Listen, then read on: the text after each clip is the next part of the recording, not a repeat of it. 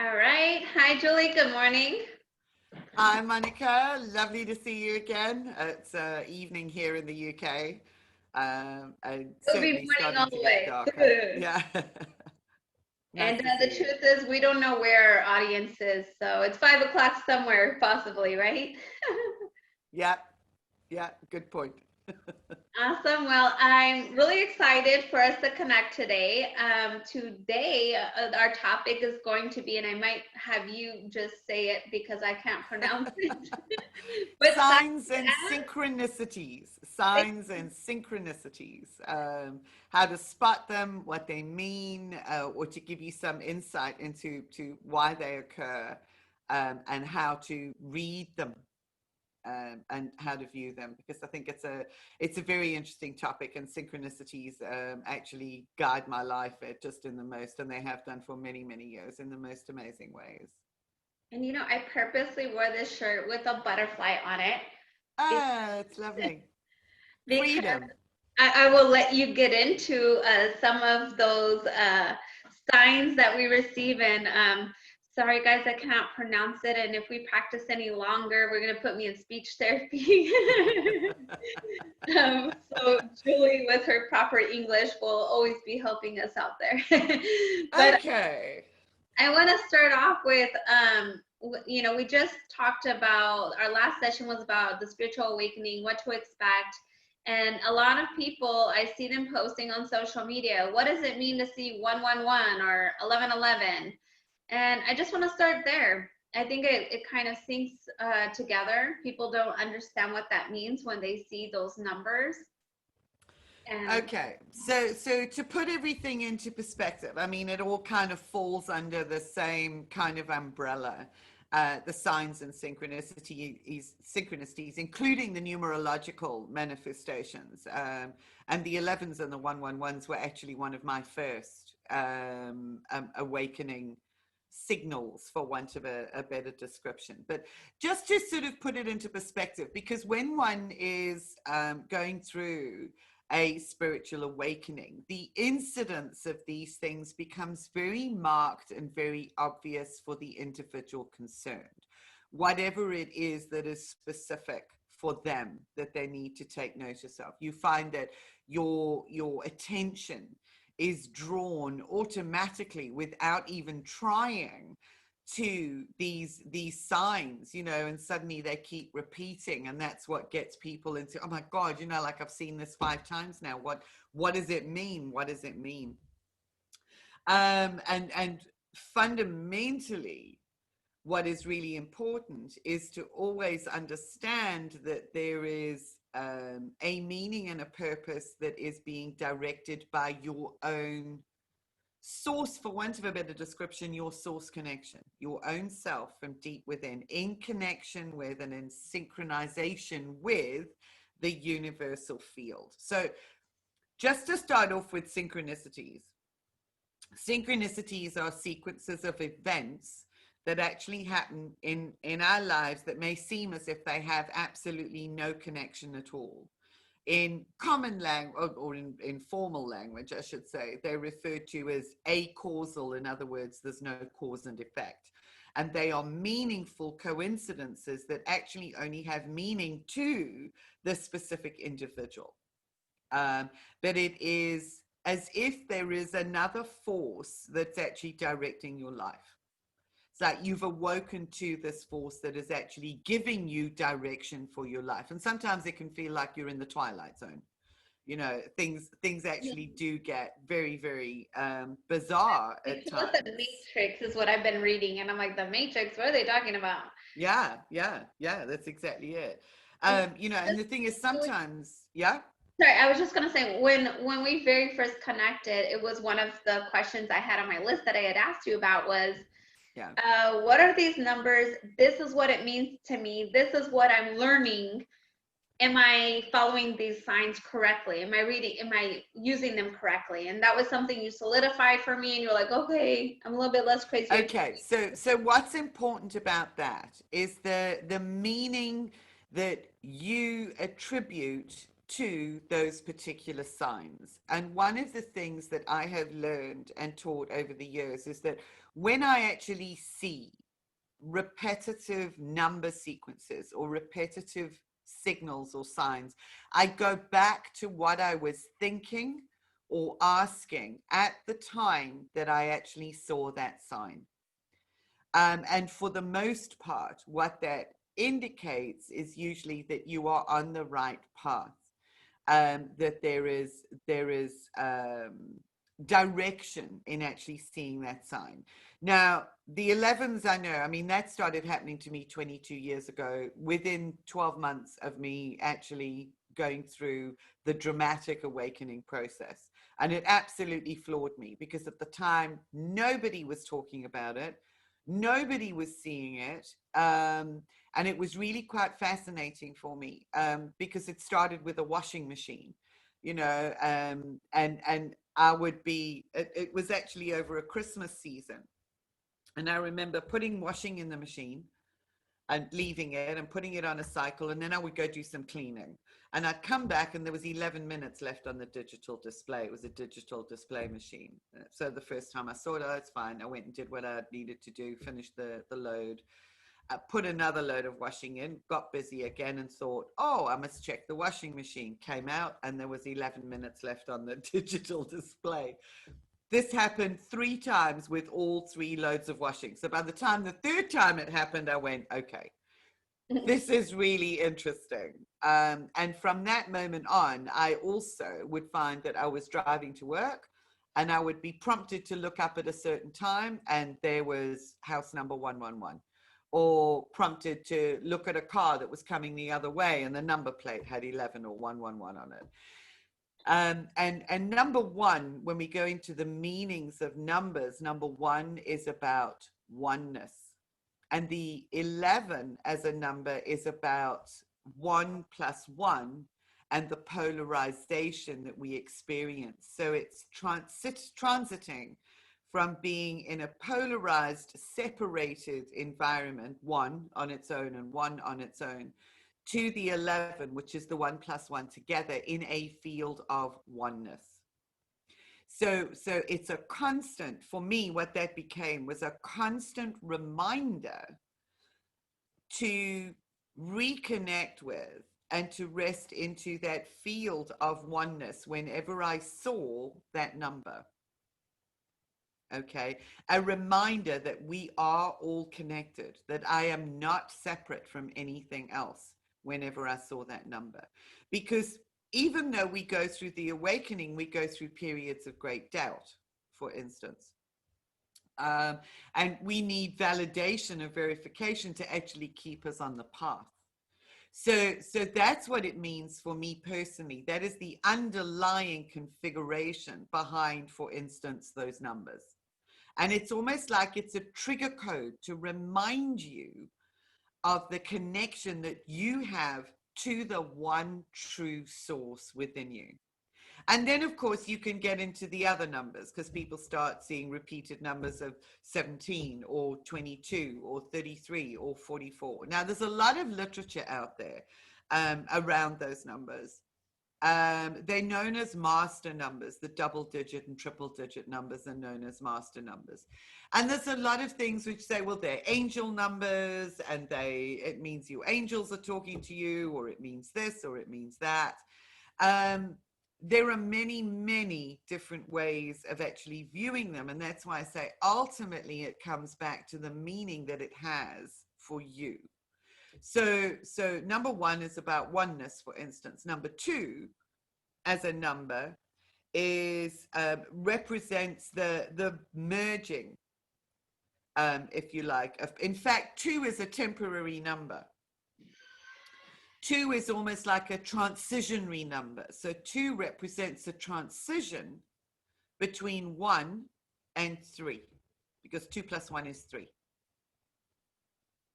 In fact, there's a wonderful expression that actually says 1 plus 1 equals 3, because the minute you get 1 interacting with 1, you actually get a third dynamic or an energy that's generated as a consequence of that interaction. So 2 represents a transition into the three, which actually has greater stability, which represents the unifying of the consciousness polarities, if that makes sense. Now I know I can get sort of really deep into this, so I don't want to go too far down the rabbit hole so that it's actually going to confuse people. But what I would say is that those numbers, they are trigger codes that are interacting with you personally. Now, I mean, the signs come in all different ways, like the animal kingdom, for instance, and insects. They actually are viewed in shamanic terms as being the intermediaries between the spirit world and the physical world. So very often we can get our signs in the form of insects, birds, butterflies, whatever it might be. What does a butterfly represent? A butterfly goes through a metamorphic procedure from one state of being, in other words, the caterpillar. It goes through a transitionary state where everything melts down and becomes a bit like a molecular soup and emerges from that pupa state, this state where you can't see that there's any new form emerging, into this magnificent butterfly. So it represents complete and total transformation. So butterflies, I know they're very significant, and they're very significant for a lot of people. And if I can just give you, it's interesting that you chose to wear the butterfly, because there was just such a beautiful story with my mom. My sister passed away tragically in January of this year, sort of, so it's not that long ago. And I wasn't able to get to South Africa for the memorial service that my mom and my other sisters were at. But the one thing that my mom said was, at the service, she says there were literally thousands and thousands of white butterflies. That she says it was just amazing, that even the woman who owned the venue said she'd never seen anything like it.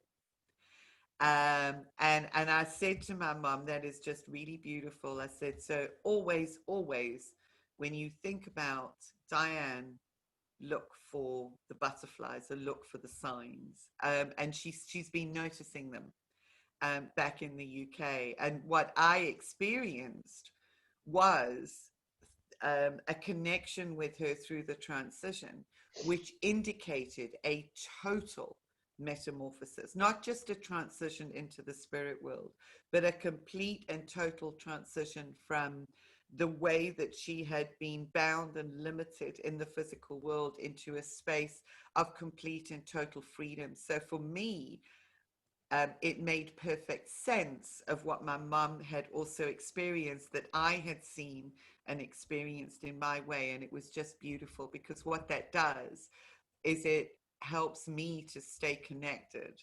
Yeah. And to know beyond doubt, and I do know that it is a deep, deep knowing, that where she is and the space that she is in just far transcends her physical form, and it's just absolutely magnificent. It's pure, and that was the white butterfly. White is a symbol or a sign of purity. Purity, So yeah. we can see symbolism in colors. We can see signs in colors. We suddenly find, for instance, that we're drawn to a certain color. That has relevance and symbolic relevance to us as individuals with what we're going through, experiencing at that moment. There are messages in color. A friend of mine, she always sees what is relevant for her is dragonflies. Whenever she sees a dragonfly, she knows that it's her mom, that it was actually a symbol that was associated with her mom. Owls, for instance, when I was going through my awakening, the owls were messengers for me. The owls used to appear every single night outside my house Oh my for 18 months. When I sold the house to somebody else after that, they actually commented a year later that they had never seen the owls, not once.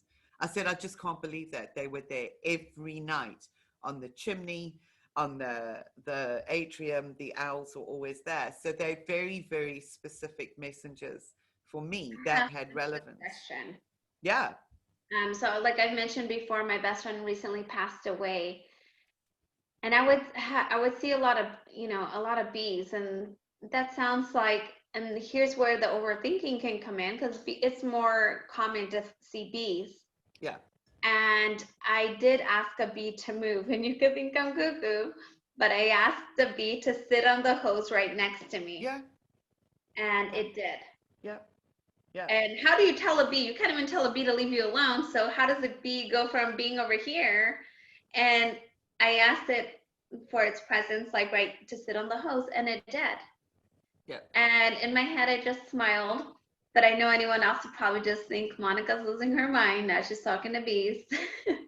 No, because well, that is exactly it, you know, and that is people going through the awakening process do feel sometimes like they're completely losing the plot because it is so different. Because you have that sense of presence and the interconnectedness of the field through the field with all of life. So there is a recognition that there is enhanced communication with all aspects of life. So talking to animals, you know, there are Yeah. stories of people who've never communicated with animals and suddenly they hear the voice of their dog, you know, and they like do a bit of a double take. But this is one of the things that happens. We realize that we can communicate in a different way with nature. So when we begin to experience um, those repetitive encounters with certain species, whether it's bees, butterflies, whatever it might be, we stop and we go, okay, okay, thank you.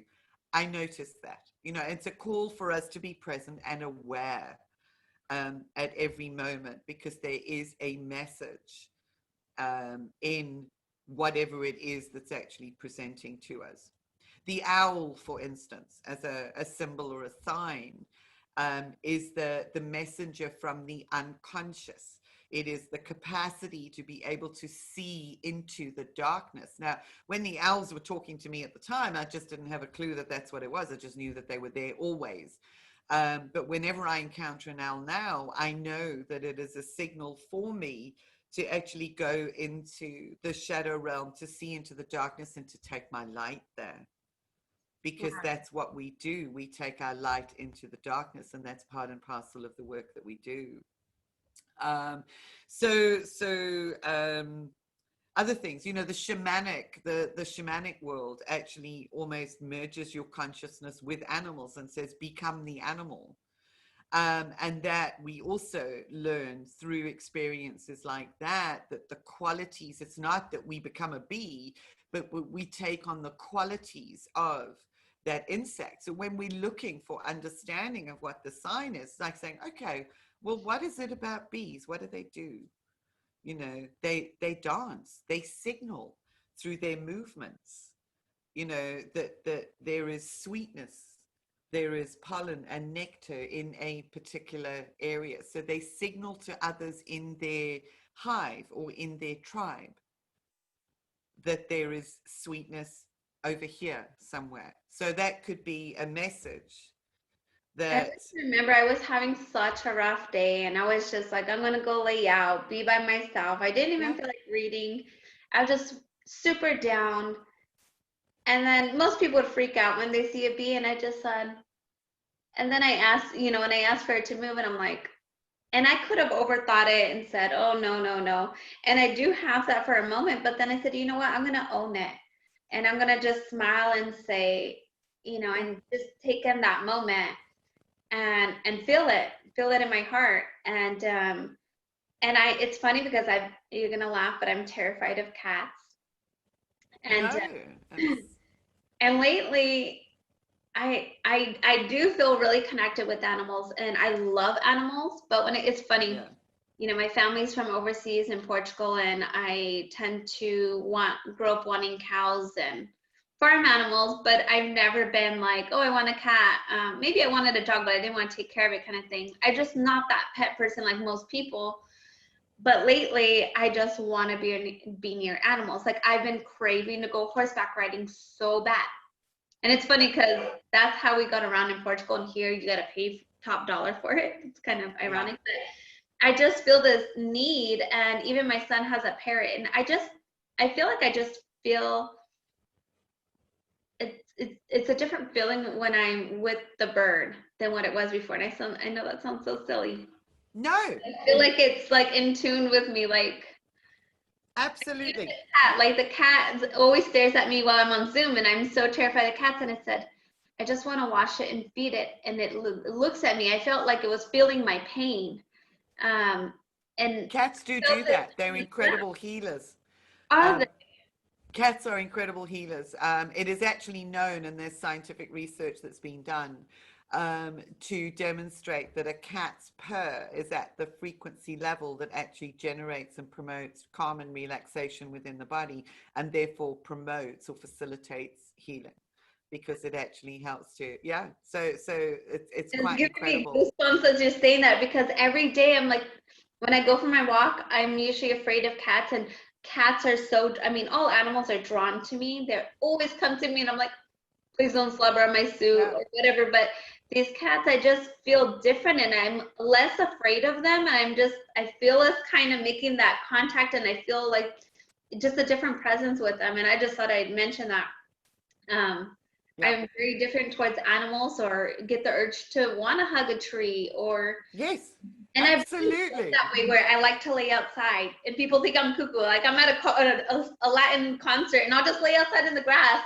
Yep. And I've always And, been that way, but now even more. well, that's what happens. Some people are naturally that way. Others have perhaps not necessarily been that way, but when they go through the awakening, because of this expansion and sense of interconnectivity with all of life, there is a almost a deeper need that draws you towards needing to hug a tree. You know, and again, trees have a heartbeat. We don't actually realize, you know, sort of the absolute magic of trees and what they represent. So hugging a tree immediately helps to connect you and reconnect you with your own nature, with your own core, with your own sense of self, and it helps to calm you down because trees have a heartbeat. And their heartbeat, they've got a rhythmic pulse that has actually been measured.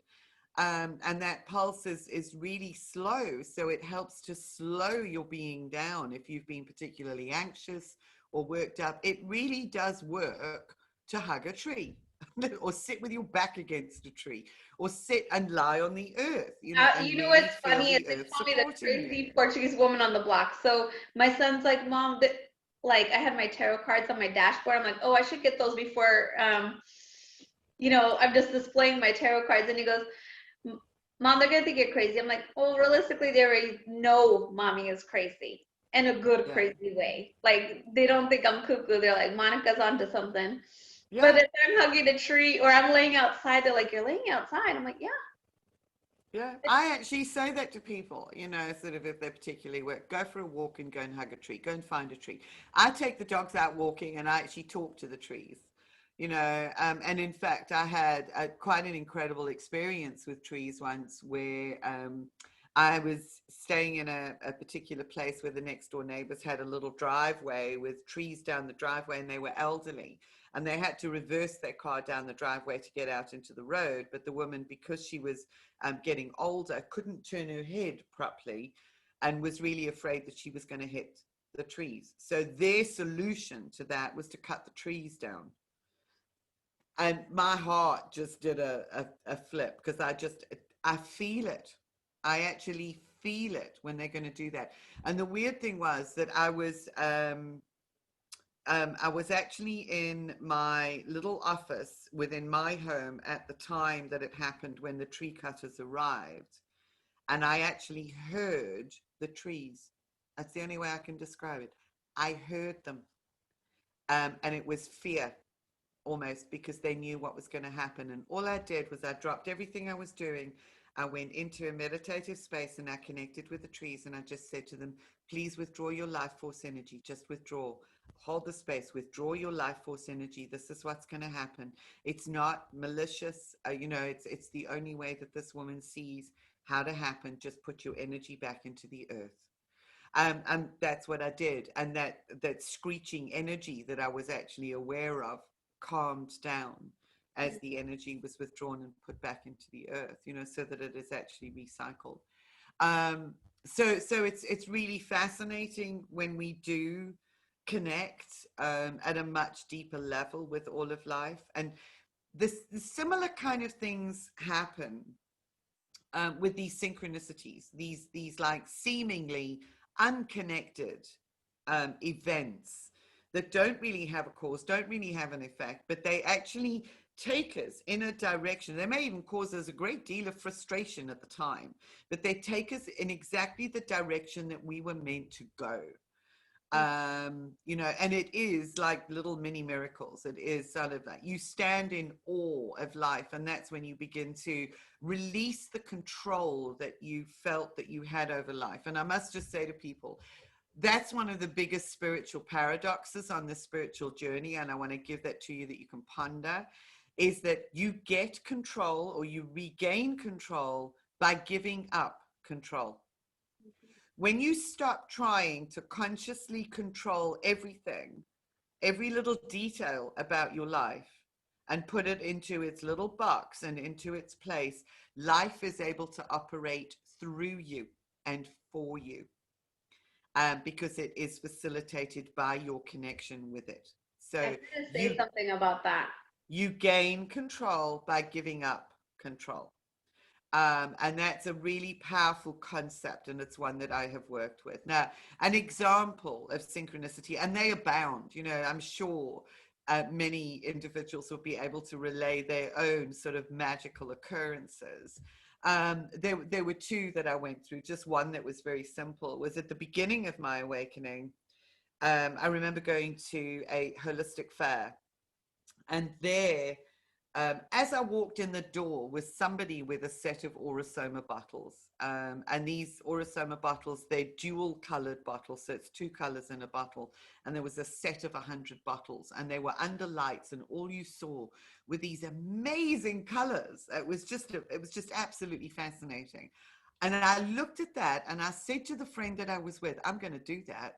I'm going to work with those. And I don't know where it came from. It absolutely popped out. Anyway, so we did our little thing at the fair and we left it.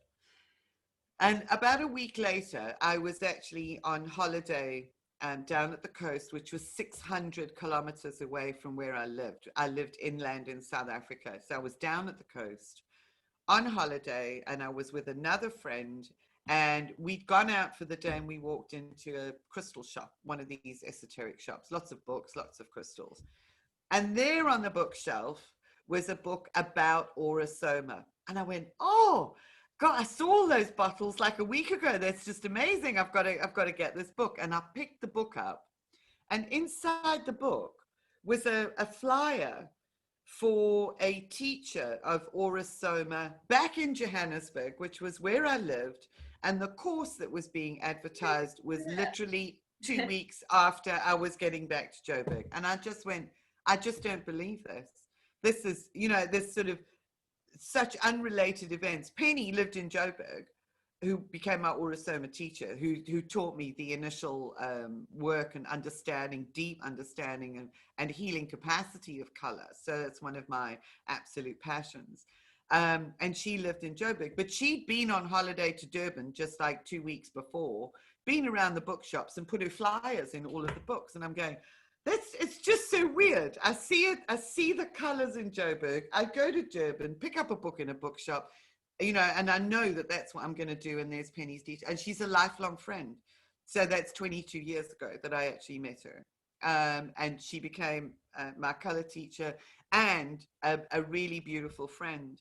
And another one was when I relocated to the UK, just as an example. I relocated to the UK in 2002. And I was busy investigating all of the centers around the place that perhaps did the kind of work that I might be able to find work at, you know, health and healing centers, that kind of thing. And it was a weekend Saturday, and it was really quite amazing because I had promised, my mum was on holiday. I was going to go out for the day with my mum and my grandparents. And I said, I would go out with you, I would see them on the Saturday.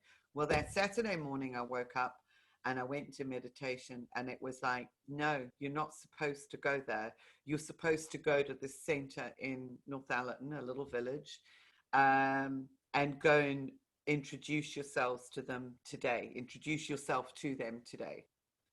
And I thought, oh my goodness, what am I going to do? My mom, you know, it's like you make an arrangement, you don't cancel it. It's old school. You've made a commitment, you don't change it. And I thought, what am I going to do? And I just thought, no, I cannot ignore that instruction that has actually come from within. So I phoned and actually said, look, I'm really sorry, but this is the instruction I got this morning and I can't come out with you today. And she was really, not happy. And I just said, I'm sorry, it doesn't mean anything other than I've got this instruction and that's what I need to do. So I did that. I went out, and in fact, just amazing, because there was another woman looking after the shop who was a woman I was absolutely destined to meet, who was a psychic tarot reader. And it wasn't just that, we were kindred spirits, and through her, I actually met the owner of the shop and spent a couple of years doing work there before she sold the business. And they both also are dear friends from that moment, sort of 18 years ago. But the most amazing thing was when I got back home, and my mom phoned me in the afternoon and she said, what exactly did you see in your meditation this morning? So I said, no, I didn't see anything. It was just an instruction. It was just, this is what you have to do today. So I just followed it. I said, why? She says, because it's like you knew we wouldn't be going out. I said, what do you mean? She says, Granddad went up to the shop to go and get his newspaper and he fell down in the road and he actually bumped his nose and he needed stitches. We spent the whole day at the hospital. She says, it's weird. It's like you knew we wouldn't be going. I said, it didn't. I just followed the guidance. And that's the kind of synchronistic event. I mean, I've got loads of other stories that I could tell, and I know that they're going to come up with subsequent discussions, but that's the level of trust. With you. What's that? So it's funny you say that. We're in the month, or we just finished the month of September. Last September, I wrote down goals that I had for this last year. Some of it included a job, real estate. I do multiple things, and it was a year that I committed to taking on a few things. And I even put down that I wanted my son to get a job. He didn't know that. I wanted to buy a car. I was studying with real estate to help my father out, and I said I was going to get a job even though I wasn't truly committed to it, just for temporary. And I got a phone call in December, and it was my girlfriend, and she goes, you know what? I would like for you to work with me. I know you work for yourself. I know you don't want a job. And I said, why is she calling me? She knows I don't want a job. I have my business. But I took that as a sign, because for one, I felt like, wow, this woman's helped me get jobs over the past. She knows my experience. I just felt like there's so many better people to work with her. And I just saw that as like, I talked to God and I said, well, I did not know if I wanted it, but I took it because I felt like I just had to. And it taught me a lot. I was very unhappy, but I needed that growth for me to understand people who don't work for themselves. And I needed it for me to be able to mentor and lead others. But then also, I had said I would buy a car in May. Well, not even trying or thinking about it, I bought a car in May. And then, I've always done this. I will say things and then it will happen within the year without me trying. So it's kind of like you said, let go of control. And then real estate, I know it was on my list, but I wasn't really focused on it. I had so much on my plate, and somehow someone connected with me and they said, hey, this and this is going on right now. There's this great deal. And I said, you know what? I actually need to do that. Let me get my courses. My son's like, Mom, there's this job, but I don't know if you'll let me take it. And I'm like, that was on my list too. But all these different things, and I'm just looking back at my goals, and I said I was not having an easy year, but everything naturally happened. And during my going through my spiritual awakening, I was very intrigued by crystals and Reiki. Now, I said, I know I don't want to teach or be a healer. It wasn't anything like that, but I wanted to take a course to understand it.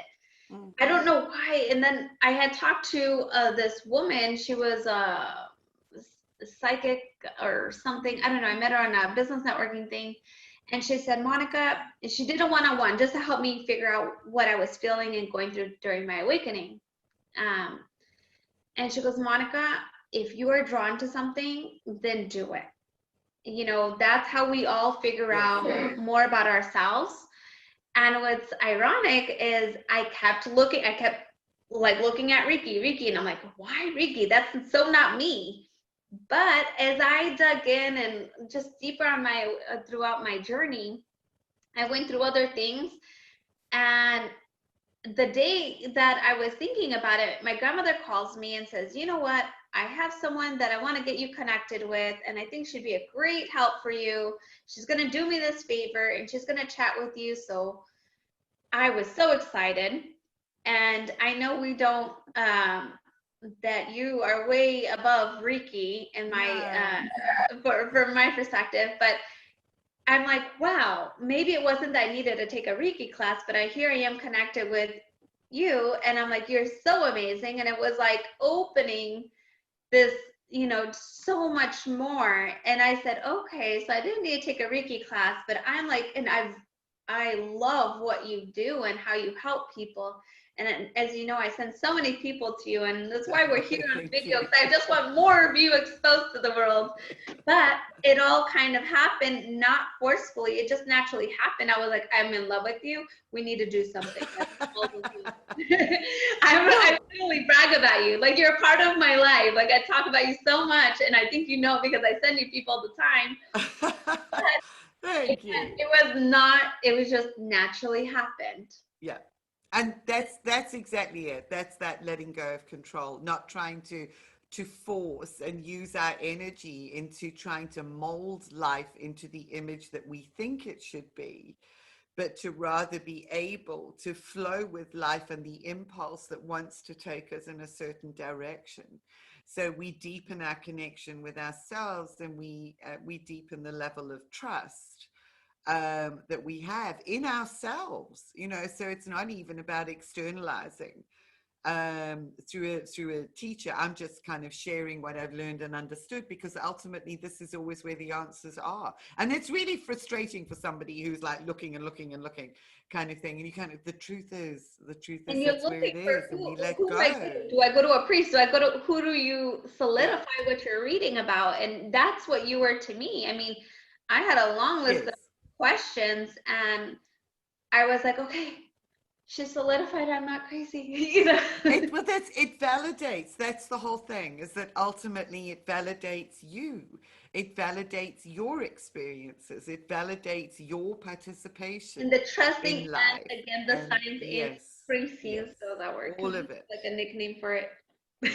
And the thing is about Reiki, and if I can just say, Monica, the interest in that, I was fascinated by it, and that was really my initiation into, the world of energy healing and what have you, was through Reiki.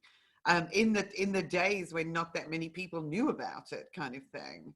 And today it's become something which doesn't even really resemble the truth of what Reiki is, which is what I've uncovered over the years. But what it helped me to do, to understand, was the energetics, the energy of something that actually flows through us. So that's something that we will begin exploring, I think, through some of the other sessions as well, and deepen the understanding. So I know that we're really just scratching the surface of I so know. many It feels like topics. every time. And I know that we were just talking about, I feel like Reiki will teach someone a lot about themselves if they are open to it. That's the ultimate. Will allow them to trust their signs and everything else that they see. Yeah. I truly feel that. Yeah. Like, once Yeah. And you know and understand it for themselves. Yeah. Yeah. because then it's Because like that's how, taking away the what's questioning. yeah. Yes, yeah. That's something that I think has been so really fantastic for me, is that the way that I work, and whenever I do remote sessions, I've always been given information in a symbolic way. So I've had to learn to read and trust what I've been given, and the symbolism of that, and to listen to what is actually being told to me. And there's a few things that I can actually share on that score in subsequent ones as well. But learning a deep, deep trust, which is a resonance of my own connection with that symbol at that moment in time. Because even the same symbol, because they're so broad in scope, can mean slightly different things given different circumstances. So the signs can also shift and change depending on what it is that we are needing to know or understand about ourselves at any particular moment in time. So it's a very self-empowering process ultimately, but it is also part of our growing awareness that the world is not what we thought it was. You know, You know that what? there is a magic that underpins it. I do want to say, and I come to you sometimes, and I'm like, do you think this is a sign? And you're like, yeah, Monica, it's a 2x4. I always say it's a 2x4 because that's so like, but you know, there when you're questioning, what does this number mean to me? Like this is maybe you read something and that's what it means to you, Yes. and you kind of follow, and then you'll notice that the next time you see it, you think about your thoughts and you're like, it must mean that to me. Yes. And That's sometimes exactly. you might even see something on social media. I know I mentioned in the past, I saw something, what 22 meant to me on social media. Someone had given me advice and they said, leave it in God's hands and be patient. This is, I really feel this is going to happen. And then I saw a meme that said, I wasn't successful in business for years and years. And I said, God has his timing. Noah waited 120 years for rain. And then it came up and he goes, so it took me this long. And then it brought the number 22. And I said, well, if that's not a sign, I don't know what is. And whether it's, or maybe I think, oh, okay, a song come on. And I just wanted to touch on that is when we question it, notice you might see it even more Yes. in the moment or that day, Yeah. because it's saying, no, that was a sign. I'm Yes. on the road and I'm like, exactly. frustrated, and then I see the 22 on the car and I'm like, oh. It's a Rolling my eyes reinforcement. and smiling, right? Yeah, it's a reinforcement. Absolutely. That's often why they become repetitive, because it's actually it's something here that is calling for your attention and your trust. And it's awakening your knowingness. Yeah, that's exactly. So that's why they do become repetitive. And once you've actually, consolidated what it is that you need to understand within that, then that disappears for a while, and there might be another sign that actually takes its place because there is something else that you are experiencing or actually going through. Yeah. So, yeah. And I really would like for to open it up, but we're gonna have to open this up where people can leave questions or something. Yes. Yes. Yeah. That's a really good idea.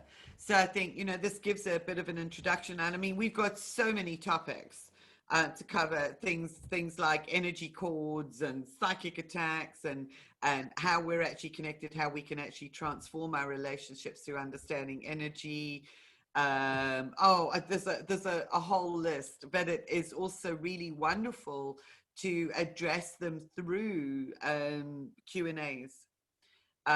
So yes, I would actually welcome any I would love that. questions. And we're here, everyone. We're sharing our experiences and what's going through our mind. I mean, I don't know how many times I say, oh, I don't know what, like I'm at this tug of war constantly, and I still am. I mean, it's still so new, so fresh, um, and that's why we mention our experiences. I mean, it's all about you. We don't want to just talk at you. We really want to share what we're With thinking, what we're feeling, because so many of us are going through the same thing. yes, And I mean, I've been impatient about something, and I don't know if it's the Portuguese in my blood, but there's not.